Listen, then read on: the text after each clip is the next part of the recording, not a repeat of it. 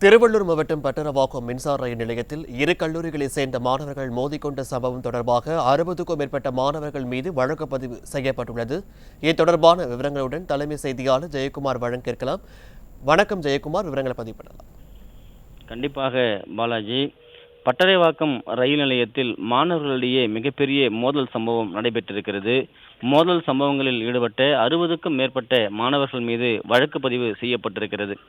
எப்பொழுதுமே பட்டறைவாக்கம், அம்பத்தூர், ஆவடி, அதே போன்று மீஞ்சூர், சென்னை கடற்கரை உள்ளிட்ட பல்வேறு பகுதிகளில் மாணவர்களுடைய மோதல் என்பது தொடர்ந்து அதிகரித்து வருகிறது.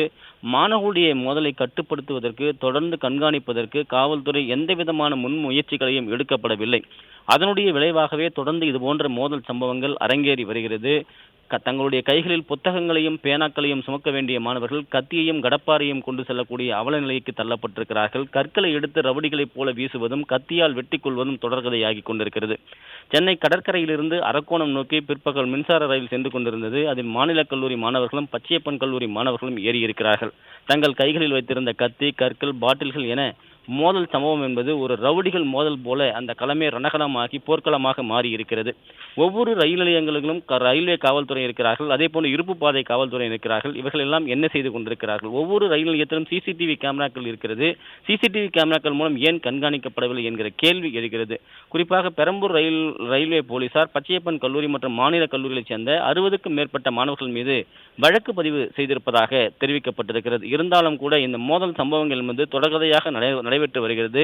இதுபோன்று நடைபெறக்கூடிய மோதல் சம்பவங்களால் மாணவர்களுடைய எதிர்காலம் என்ன ஆகும் என்கிற ஒரு கேள்விக்குறி இருக்கிறது. பிரபலமான ஒரு கல்லூரிகளாக இருக்கக்கூடிய பச்சையப்பன் கல்லூரியில் பேரறிஞர் அண்ணா போன்றவர்கள் எல்லாம் அங்கு பயின்றிருக்கிறார்கள். அப்படிப்பட்ட ஒரு பாரம்பரியம் மிக்க ஒரு கல்லூரி. அப்படிப்பட்ட கல்லூரியில் படிக்கக்கூடிய மாணவர்களுடைய நிலை என்பது இதுபோன்று இருக்கிறது. அதே போன்று மாநில கல்லூரி தென்னிந்தியாவிலே தொடங்கப்பட்ட முதல் கல்லூரியாகும். குறிப்பாக இந்த கல்லூரியில் உவே சாமிநாத ஐயர், சி வை தாமோதரம் பிள்ளை போன்றவர்கள் எல்லாம் ஆசிரியர்களாக பணியாற்றியிருக்கக்கூடிய கல்லூரி.